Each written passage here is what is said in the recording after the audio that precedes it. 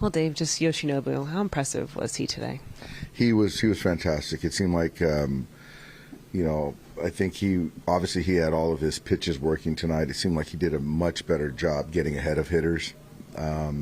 Whether that situational inning with a couple of strikeouts early, but he seemed like he got better as the game went on, which is a good sign. And we needed 7 innings, and just overall outstanding. Dalton was saying that after the first inning, they kind of had to change the game plan.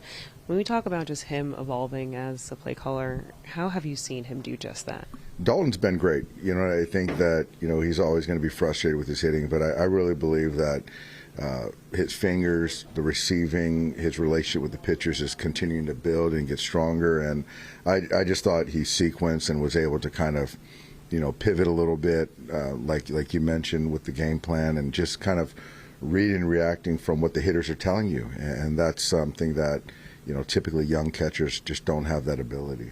There's like a month there where Yoshi's numbers or just performances were a little more uneven. This last month has been really good. Like, what have you seen change here the last couple of times out, and how impressive has that been to you, how he's been able to adjust in the middle of the year and get back to kind of where he was at the start? Well, it's great. I think that he's in a good spot physically. I think the curveballs come into play. He's been consistent with that. I think the last couple he's gotten strike one. When he needs to make a pitch, the split's been there. Like I said, using the curveball to get back in accounts, and the strikeout when he needs it. But yeah, it's good to see him get back, when he was kind of middling for a bit there, and get back to being the dominant pitcher that we know he can be. And even for me tonight, I thought there was still more in there if we needed, but felt good going to Vesia right there, and he'll pitch on Sunday. It'll be a day game. It'll be hot. So, get him to the century mark tonight, and, he'll be ready to go again on Sunday. With all you guys have gone through pitching-wise this year, to have him pitching like he is, and know, like, you're going to have Tyler and then Show and then Blake coming back too, like, how good are you feeling about where the group is at right now with the rotation? Yeah, we feel good. We feel really good. Kind of trying to stabilize some things in the pen. But I think with the starters, getting guys back, with what Tyler's done so far, we got him going tomorrow, so that's encouraging. But, even Blake tonight, I thought there were some near misses. So he's frustrated, I'm sure, because he wants to be perfect. But I still thought the stuff was good. And for me, right there, I just didn't want to extend him too much in his first outing back, given the adrenaline, the emotion, things like that. So it was good to see Jack come in and do a nice job to get that last hitter. Can you talk about the offense being more consistent? How much is it going to sort of depend on, like, Mookie, Shohei, and Teo, and guys at the top of the order kind of setting the table?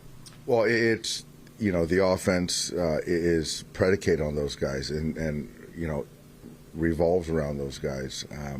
I did like the way early on in the game Shohei got the guy over to third base, got Mookie over to third base, and Teo drove him in and still shortening up his swing to make a productive out. But yeah, Shohei's double was big to kind of give us a little breather. But Mookie showing some life was good. But yeah, it's all predicated on those guys being good. I mean, that's kind of why they're on the roster. Is it getting like this, for the most part, kind of closer to the more tightened-up play that you've been wanting to see this past couple of weeks and hadn't been? Yeah, it is. I think that it wasn't perfect, but I still felt, Teo fighting that at bat to get a base hit, a slider down below. I still think Andy's still swinging the bat well. And yeah, to not have Will in the lineup tonight, to still put some runs across was good. But I think, yeah, overall, it's kind of what I envision from our ball club. And, Miggy Rowe's been playing really good baseball, so that's been fun to watch, the defensive side. And, Mookie doing his thing now, and obviously he's playing great shortstop. So, in totality, quality ball game. How much of a concern is Edman's ankle right Yeah, now? it's day-to-day. Couldn't play defense tonight, so there was an at-bat in the middle of the game where, under normal circumstances, I would have hit him for Kim with the bases loaded with one out, but he just couldn't play defense tonight. So, trying to protect him for the short and the long term. So, I'm waiting on word from the training staff if he can play tomorrow. So, yeah, we'll see. But obviously, if I couldn't hit him tonight, for him to not be able to play 3 innings of defense, isn't a great feeling. Is Alex Freeland going to be here as insurance for him, or is he? Alex is coming, and we'll see. He's going to come, and we'll see. What direction we go. With who, but it's not a certainty. But he is en route. Is Hyeseong Kim, I guess, kind of a part of that conversation, He just is. with the shoulder? He is. Yeah, Hyeseong is part of that as well.